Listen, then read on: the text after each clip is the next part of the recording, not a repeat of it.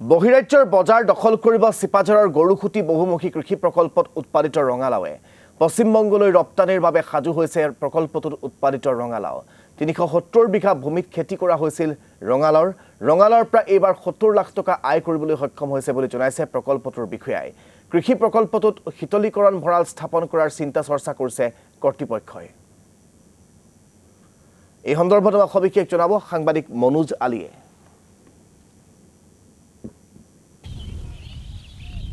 কলিকতাৰ বজাৰলৈ ৰপ্তানি কৰা হৈছে গৰুখুটি প্ৰকল্পৰ ৰঙালাও ইতিমধ্যে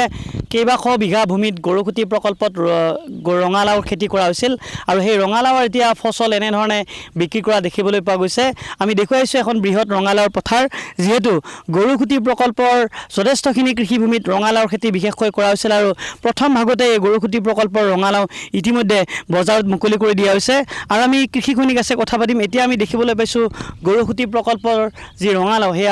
কলিকতাৰ বজাৰলৈ ৰপ্তানি কৰা হৈছে হয় নিশ্চয়কৈ মাননীয় মুখ্যমন্ত্ৰী ডক্টৰ হিমন্ত বিশ্ব শৰ্মা মহোদয়ৰ যি সপোনৰ গৰুখুটি প্ৰকল্প আছিল বৰ্তমানে এয়া সপোন হৈ থকা বাস্তৱলৈ ৰূপান্তৰিত হৈছে আমাৰ অধ্যক্ষ পদ্মা জগাদেৱৰ নেতৃত্বত আৰু প্ৰথম পৰ্যায়ত আমি এইবেলি ৩৭০ বিঘা ৰঙালাও কৰিছিলোঁ তাৰে প্ৰায় ২৪০ বিঘা ইতিমধ্যে আমাৰ বিক্ৰী হৈছে ৪৭ লাখ টকাত আৰু তাৰে ৰঙালাওসমূহ বৰ্তমান কলকাতালৈ ৰপ্তানি কৰি থকা হৈছে আমি জানিব পাৰিছোঁ ইতিমধ্যে কেইবাখনো ট্ৰাক এই গৰুখুটি প্ৰকল্পত প্ৰৱেশ কৰিছে বহু বহিৰাজ্যৰ ব্যৱসায়ী ইতিমধ্যে গৰুখুটি প্ৰকল্পলৈ আহিছে কি দেখিছে সপোন কেনেধৰণে বাস্তৱত ৰূপায়িত হৈছে এইটো আমাৰ কাৰণে এইটো এটা সুখৰ খবৰ আমি যিটো আশা কৰি আছিলোঁ যে এদিন গৰুখুটিৰ নাম হওক গৰুখুটি উৎপাদিত পাচলি শাক পাচলি বজাৰ দখল কৰক আৰু এইটো তাৰে এক প্ৰতিফলন বুলি আমি ধৰি লৈছোঁ কাৰণ কলিকতাৰ আগতেও বেলেগৰ পৰা গৈ আছিল এবাৰ যে আমি গৰুখুটিৰ পৰা ডাইৰেক্ট দিব পাৰিছোঁ প্ৰকল্পৰ পৰা সেইটো এটা আমাৰ কাৰণে খুব প্ৰতিদিনে কিমান ৰঙালাও ৰপ্তানি কৰা হৈছে আমাৰ প্ৰথম দিনাখন আমাৰ এখন গাড়ী গৈছিলে আজি এতিয়া দুখন গাড়ী লোড হৈ আছে মানে প্ৰথম ২৭ টন গৈছিলে আজি দুখন ৫৭ টন যাব আজি প্ৰতিদিনে এনেধৰণে গৰুখুটি প্ৰকল্পৰ ৰঙালাও বহিৰাজ্যৰ বজাৰলৈ ইতিমধ্যে ৰপ্তানি কৰা হৈছে আন কি এগৰাকী কৃষি খনিক আছে এটা সপোন বাস্তৱত ৰূপায়ণ হ'বলৈ ধৰিছে গৰুখুটি প্ৰকল্পৰ ৰঙালাও এতিয়া কলিকতাৰ বজাৰলৈ ৰপ্তানি কৰা হৈছে হয় আমি বহুতেই সুখী এবাৰ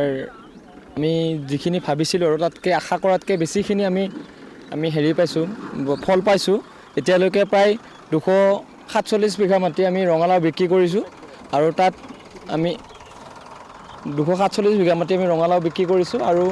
প্ৰায় আমি এতিয়ালৈ ৪৭ লাখ টকা আমি এতিয়া পাইছোঁ আৰু ইয়াত মাত্ৰ 60% ৰঙালাওহে আমাৰ বিক্ৰী কৰা হৈছে আৰু 40% আমি যিখিনি থলুৱা ব্যৱসায়ী আৰু যিখিনি আমাৰ বিবাহ বা কিবা সামাজিক অনুষ্ঠানৰ কাৰণে আমি সেইখিনিৰ কাৰণে ৰাখি থৈ দিছোঁ স্থানীয় বজাৰে ঢুকি পাইছেনে নাই এই গৰুখুটি ৰঙালাও পাইছে কিয়নো আমাৰ যিখিনি মানে স্থানীয় লোকৰ বিবাহ থাকে বা যিকোনো সামাজিক অনুষ্ঠান থাকে আৰু যিখিনি সৰু সুৰা ক্ষুদ্ৰ ব্যৱসায়ী থাকে তেওঁলোকে আমাৰ ইয়াৰ পৰা মালখিনি লৈ যায় তেওঁলোকৰ অৰ্ডাৰ মতে আমি মালখিনি উলিয়াই দিওঁ অতি ৰেহাই মূল্য আৰু অতি কম দৰতে দিয়া বুলি ক'ম হয় এইটো অতি কম দৰতে দি থকা হৈছে আমাৰ মালখিনি প্ৰতি কিলো ১৪ টকাকৈ আমি দি আছোঁ কিন্তু এতিয়া বজাৰ মূল্য হয়তো ২৬ টকা ২৮ টকা মনোজ আলী আপোনাক এই মুহূৰ্তত ধন্যবাদ জ্ঞাপন কৰিছোঁ